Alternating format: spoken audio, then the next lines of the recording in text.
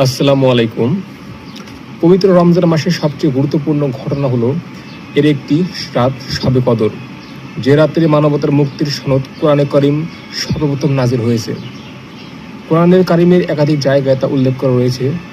কোনো বর্ণনা মতে রসুল সাল্লাল্লাহু আলাইহি ওয়াসাল্লামের ঐতিহাসিক মিরাজের ঘটনাও রমজান মাসে সংঘটিত হয়েছিল। এছাড়া ইসলাম ও মুসলিমদের ইতিহাস অনেক গুরুত্বপূর্ণ তাৎপর্যপূর্ণ ঘটনা বুকে ধারণ করে আছে এই রমজান মাস। সেগুলো বিশেষভাবে মুসলমানদের ত্যাগ ও ত্যাগের বিনিময়ে বিজয় ও সফলতার ইতিহাস সমৃদ্ধ। এতে প্রমাণিত হয় রমজান মাস শুধু রোজার ক্লান্ত ও অবসাদগ্রস্ত হয়ে যাওয়ার মাস নয় শুধু বাহারি ইফতার ও উৎকৃষ্ট মানে খাবার দাবারের আয়োজনের জন্য, বরং রমজান মাসের ইতিহাস তো মুসলিমদের ত্যাগের ইতিহাস। তাই আমরা যেন সেই ইতিহাস ভুলে গিয়ে শুধু রমরমা ব্যবসা বাণিজ্য বাহারি খাবারের ডুবেই না যাই। ঐতিহাসিক বদর যুদ্ধ ইসলামের চিরস্মরণীয় ও গৌরবময় একটি অধ্যায় হলো বদর যুদ্ধ। মক্কার অদূরে বদর নামক এই স্থানে এ মাসে সংঘটিত হয়েছিল ঈমান ও কুফরের মধ্যে প্রথম যুদ্ধ।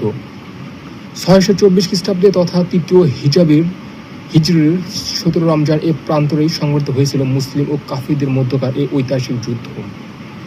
এই যুদ্ধে মাত্র 313 জন নিরস্ত্র মুসলমানদের মোকাবেলায় শোচনীয় পরাজয় বরণ করতে হয় কাফির বাহিনীর সহস্রাধিক সশস্ত্র সৈন্যকে।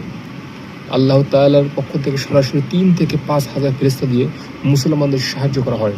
এই যুদ্ধের মধ্য দিয়ে পৃথিবীর ইতিহাসে মহাবিপ্লব সংঘটিত হয়েছে। তাই পবিত্র কোরআনে এই যুদ্ধকে ইয়াউমুল ফুরকান নামে আখ্যায়িত করা হয়েছে। বদর যুদ্ধে আবু জাহেল, উতবা, সাইবা সহ 70 জন কাফির নিহত হয়। আরও 70 জন কাফির মুজাহিদদের হাতে বন্দী হয়।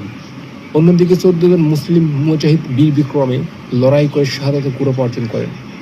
বন্দীদের সঙ্গে রাসূল সাল্লাল্লাহু আলাইহি ওয়াসাল্লাম ক্ষমাসুলভ আচরণ দেখে মুগ্ধ হয়ে পরবর্তী সময় অনেক ইসলাম ধর্ম গ্রহণ করেন। মক্কা বিজয় 8ম হিজরি 20 বা 21 রমজান জুম্মার রাসূল সাল্লাল্লাহু আলাইহি ওয়াসাল্লাম ও সাহাবায়ে কিরাম মক্কা বিজয় করেন। এক সময় কাবা গৃহ ছিল বিশুদ্ধ একত্ববাদের কেন্দ্রস্থল। একমাত্র আল্লাহর বন্দেগীর জন্য আল্লাহর নির্দেশে এটি পুনর্নির্মাণ করেছিলেন হযরত ইব্রাহিম আলাইহিস সালাম। এটি মুশরিকদের দখলে থাকায় শিরকের কেন্দ্রস্থলে পরিণত হয়েছিল। রাসূল সাল্লাল্লাহু আলাইহি ওয়াসাল্লাম তাওহীদের এই পবিত্র স্থানকে শিরকের নাপাকি থেকে মুক্ত করেন। রাসূল সাল্লাল্লাহু আলাইহি ওয়াসাল্লাম মক্কায় প্রবেশ করে কোনো প্রতিশোধ গ্রহণের কথা বলেননি। তিনি এ মর্মে সাধারণ ক্ষমা ঘোষণা করেন। 1, যারা আপন ঘরে দরজা বন্ধ করে থাকবে তারা নিরাপদ। 2, যারা আবু সুফিয়ানের ঘরে থাকবে তারাও নিরাপদ। 3, যারা কাবা গৃহে আশ্রয় নেবে তারাও নিরাপদ। মক্কা বিজয়ের এই ঘটনা কেন্দ্রে আধুনিক কালে কোনো রাজ্য জয়ের ঘটনার তুলনা করলেই ইসলাম ও জাহেলিদের পার্থক্য স্পষ্ট ধরা পড়ে। জাহেলিয়াতের ঝান্ডাবাহীরা নিজেকে বিজয় মনে করে নিজেদের কৃতিত্বের ফসল। তাই বিজয় উৎসবের নামে তারা প্রকাশ করে দানবী উল্লাস, আর সে উল্লাসের শিকার হয় অসহায় নিরস্ত্র মানুষ। তবে রাসূল সাল্লাল্লাহু আলাইহি ওয়াসাল্লাম সেদিন কাবা ঘরে প্রবেশ করে সর্বপ্রথম যেখানে রাখা মূর্তি বাইরে সরে ফেলার নির্দেশ দেন। তখন কাবা গৃহে 360টি মূর্তি বর্তমান ছিল। দেয়াল ছিল নানা রূপ চিত্র অঙ্কিত। এর সবাই চিহ্নিত করে দেওয়া হয়। এভাবে আল্লাহর পবিত্র ঘরকে শিরকের অপবিত্রতা থেকে মুক্ত করা হয়। এরপর রাসূল সাল্লাল্লাহু আলাইহি ওয়াসাল্লাম তাকবীর ধ্বনি উচ্চারণ করে কাবা গৃহ তাওয়াফ করেন। এ ছিল মক্কা তার বিজয় উৎসব। এত বড় একটি বিজয় উৎসবে বিজয়ীরা অত্যন্ত বিনয় ও কৃতজ্ঞতার সঙ্গে আল্লাহর কাছে অবনমিত হয়েছেন, তার প্রশংসা গীতি উচ্চারণ করেছেন। এটা ছিল মানব রচিত আইন কানুনের বিরুদ্ধে আল্লাহর সার্বভৌমত্ব একত্ববাদের মহাবিজয়। কাশিদিয়া যুদ্ধ এক বর্ণনা অনুযায়ী কাশিদিয়া যুদ্ধ 15 হিজরি সনের রমজান মাসে সংঘটিত হয়।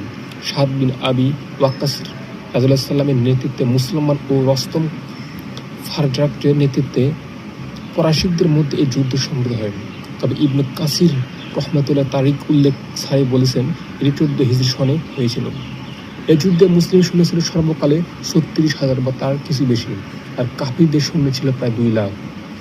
4 দিন 3 দিন ও প্রচণ্ড যুদ্ধ চলার পর কাশিদিয়া যুদ্ধের পরিসমাপ্তি ঘটে। মাত্র 36,000 মুসলিম সৈন্য 2 লাখ সুসজ্জিত পারসিক বাহিনীকে পরাজিত করে। এই যুদ্ধের ফলে ওই অঞ্চল ইরাকের অন্তর্ভুক্ত হয়ে যায় এবং সেখানে ইসলামের প্রসারিত সব বাধা দূরীভূত হয়।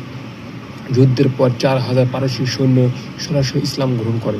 এছাড়া বিভিন্ন গোত্র ইরাকে বসবাসরত ধর্মযাজক দলে দলে সাদ ইবনে আবি ওয়াক্কাস রহমতুল্লাহর কাছে এসে ইসলাম ধর্ম ঘোষণা দেয়।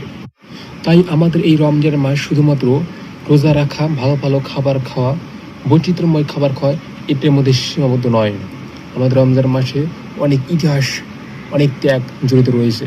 এগুলো আমাদের অবশ্যই সবাইকে মনে রাখা উচিত।